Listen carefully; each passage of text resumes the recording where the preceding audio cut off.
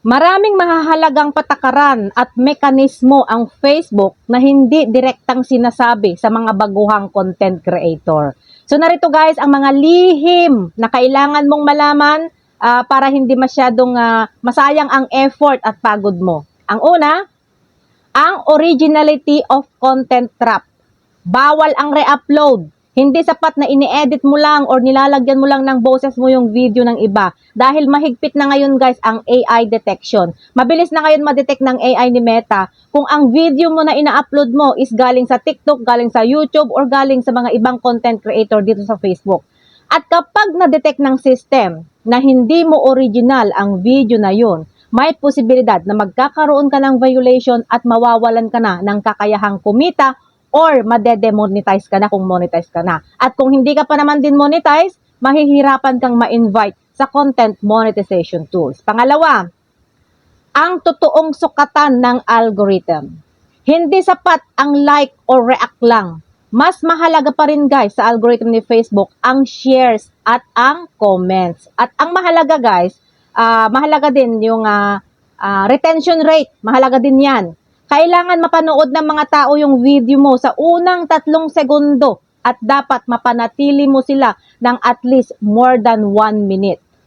At syempre, mahalaga din guys yung watch time. Mas pinapaboran ng algorithm guys yung mga video na may haba na 3 minuto yung video nila pataas. Kung ito ay nakakahumaling or nakakaenggan yung panoorin. Pero kung 3 minuto na wala namang silbi, wala din mangyayari. Kaya dapat gumawa kayo ng content na may value. Pangatlo, shadow banning at engagement baiting. Bawal ang magmakaawa. For example, kung ang caption mo is i-like mo at i-share mo ang video na ito kung agree ka. Or i-like mo at i-share mo itong video na to kung gusto mong makatanggap ng tumataginting na 500. Oh, di ba? Sana all. O di kaya, lahat na nagpa-follow sa akin, ipa-follow back ko rin within a second. O, sana all ulit. Hindi po pwede ang mga ganyang caption guys. Dahil yung mga ganyang caption ang tinatawag nating engagement bait. At kapag nalaman ng AI na ginagawa mo ang mga ito, automatic na itatago na ni Facebook guys yung mga susunod mong post sa newsfeed ng ibang tao nang hindi mo alam. Kaya ang mangyayari dyan, bababa talaga yung reach mo. Kasi wala na, hindi na pinapakita yung video mo sa ibang tao. Pang-apat, limitasyon ng professional mode. Ang pag-turn on natin ng professional mode ay simula pa lang yan guys ng mahabang proseso. Hindi po ito instant na pera na kapag nag-turn on ka na ay may sahod ka na kaagad. Kailangan pa nating maghirap, kailangan pa nating dumiskarte para ma-monetize at para magkaroon ng kita. Dahil ngayon guys, ngayong 2026, medyo stricto na si Meta pagdating sa mga requirements. Kailangan mo talagang sumunod sa mga palisiya niya at dapat mag-post ka ng mga original content at syempre dapat consistent ka para ma-unlock mo ang content monetization tools. Panglima, pagmamay-ari ng music na kahit copyright free doon sa mga ibang platform. Pero dito kay Facebook, maaaring hindi ka pa rin ligtas. Maaaring magkaroon ka pa rin ng copyright issue.